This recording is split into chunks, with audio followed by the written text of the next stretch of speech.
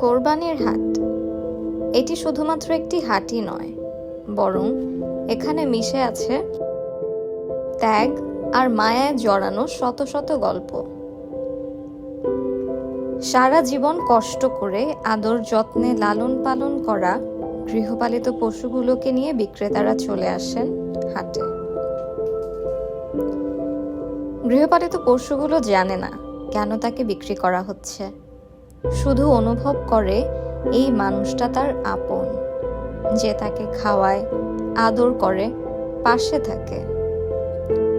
আল্লাহ তাআলা সৃষ্টি করেছেন এমন সব প্রাণী যারা আমাদের কাছে শুধু কোরবানির অংশ নয়, বরং ভালোবাসারও প্রতিচ্ছবি।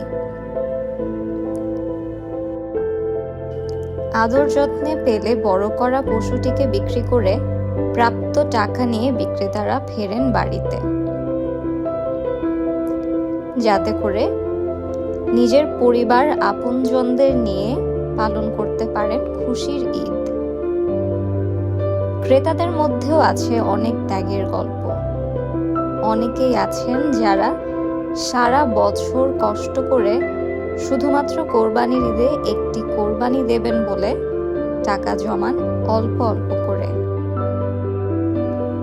অনেক দেখে বুঝে শুনে নিজের সাধ্যের মধ্যে খুঁজে নেন কোরবানির পশুটি।